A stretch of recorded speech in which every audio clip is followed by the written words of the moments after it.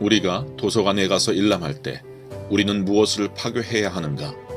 예컨대 우리가 어떠한 서적, 즉 하나님에 관한 책이나 스콜라, 형이사학과 같은 어떤 책을 손에 쥐게 될 때 우리는 다음과 같이 물어보자. 이 책은 양과 수에 관한 어떤 추상적인 추리를 포함하고 있는가? 이 책은 사실과 존재의 문제에 관한 어떤 실험적 추리를 포함하고 있는가? 아니라면은 이 책을 불 속에 던져버리라. 왜냐하면 이러한 책은 궤변이나 환상 이외에 아무것도 남아있지 않기 때문이다. 데이비드 휴me 1748년작 인간의 이해력에 관한 탐구 중. 이렇듯 칸트 시기의 유럽은 지독한 회의주의가 팽배했다. 그간 그리스도교 신학이 떠받치고 있었던 유럽에 있어서 매우 새롭고 공격적인 흐름이었다.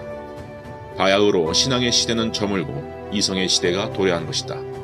새롭게 열린 이 이성의 시대에 칸트가 우선적으로 착수한 작업은 바로 이성 그 자체에 대한 자기검열이고 비판이자 한계 설정이었다.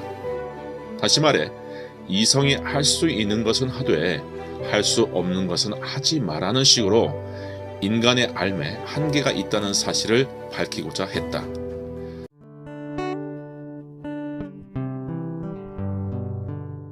과거에 신학이나 형이사학이 주장해온 것을 지식으로 받아들이지 않던 칸트에게 가장 중요한 문제는 지식의 성립 요건이었다.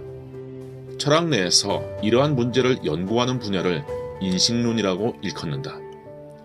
칸트는 매우 독창적이게도 지식의 성립 요건을 경험에 앞서 경험을 가능케 만드는 선험적이고 초월적인 자아로부터 찾았다.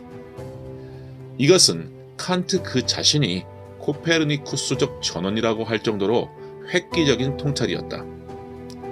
칸트는 우리에게 형성되는 지식이란 경험적으로 주어지는 내용만으로 이루어지는 것이 아니고 그 지식의 자료들을 정리하는 인식 형식에 의거한다고 보았다. 여기서 인식 형식은 인간의 내면에 경험 이전에 이미 구비된 주관적 형식이다. 칸트의 설명에 의하면은 인식 주체에게 주어지는 잡다한 것들이 감성의 일정한 틀인 시간 및 공간의 형식에 맞춰지고 12가지의 지성의 범주에 담겨져야만 지식으로 성립 가능하게 된다. 만약 이러한 원리에 의거하지 않는다면 무엇이든지 지식이 될 수 없는 것이다. 참고로 칸트가 말하는 12가지 지식의 범주를 구체적으로 소개한다.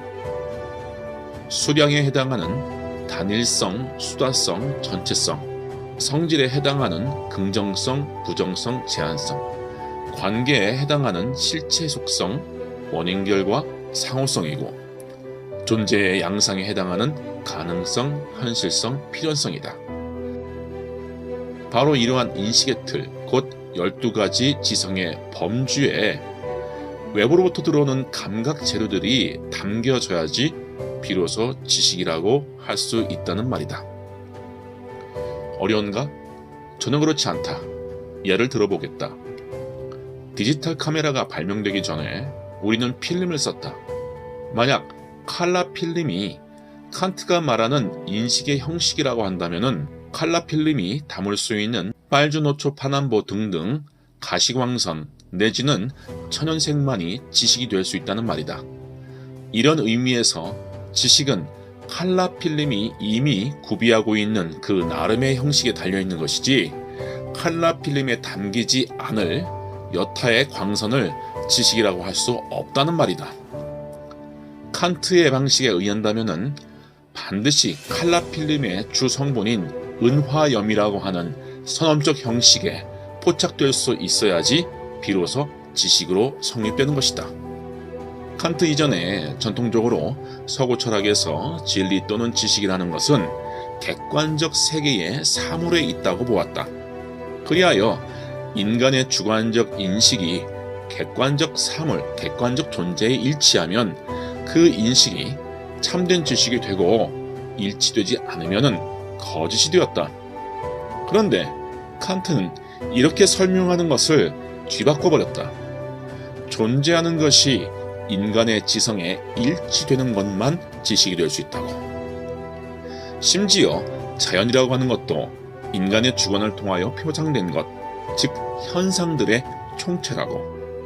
결국 그의 논리에 따르면 우리가 어떤 대상을 그저 사유할 수 있다고 해서 그것이 존재한다는 식으로 설명을 늘어놓는 신학 및 전통 형이상학은 의미가 없다. 왜냐하면은 신학 및 전통 형이상학은 대체적으로 시간 및 공간의 형식, 그리고 12가지 지성의 범주에 담겨지지 않은 것들을 주장하고 있기 때문이다. 감각적 직관을 생략하고 하나님에 대하여 지성적 직관이 가능하다고 보는 것은 기존 형이상학이 보였던 사변의 오류다.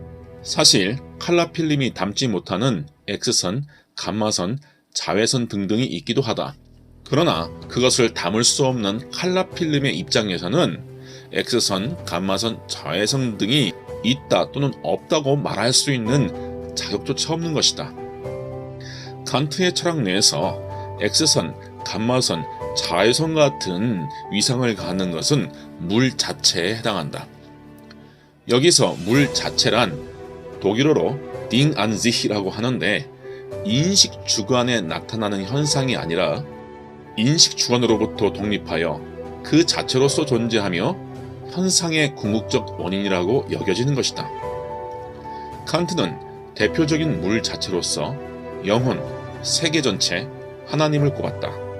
그렇다면 칸트는 하나님의 존재를 부정했을까? 그렇지 않다. 그는 지난날의 신학이 믿음의 영역에 귀속해야 할 것을 지식의 영역에 귀속시킴으로써 독단을 일삼은 사실을 각성한 것이다. 칸트는 말했다.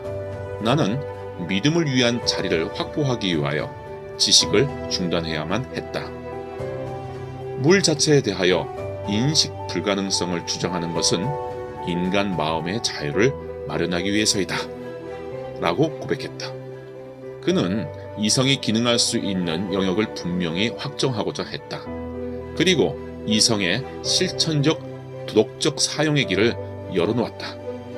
칸트에 의하면은 인간에게 있어 사유와 존재의 일치는 불가능하다. 이 불일치는 순수 이성의 차원에서 해결할 수 없으며 오직 실천 이성을 통하여서만 가능하다. 여기서 순수 이성이 주어진 세계를 파악하고 그 사실 원리를 탐구하는 활동에 관련되어 있다고 한다면은 실천 이성은 주어진 세계를 극복하여 추구해야 할 세계, 선한 세계, 도덕적 세계를 이루고자 하는 활동에 관련되어 있다. 그리고 하나님, 영혼, 세계 전체 등의 이념을 현실화시키려는 실천과 당위를 내포한다. 칸트는 물 자체에 대하여는 개념적이고 이론적인 접근을 포기해야 하며 오로지 실천적인 길, 다시 말하여 윤리적인 접근만 의미 있다는 입장에 선다. 하나님과 같은 초감각적 실제가 있다면 그것에 대하여 개념적으로 대상화할 수 없겠지만 양심을 따라 도덕적인 삶을 살아가면서 이념 또는 물 자체가 스스로 드러나도록 하는 방식은 기대해 볼 수 있다고 보는 것이다. 이러한 생각들은 칸트로 하여금 확실히 도덕 철학자로 규정짓게 만든다. 실제로 그는 하나님에 대한 존재 증명 방식에 관심이 없었다. 오히려 하나님은 도덕적으로 요청된다고 주장했다.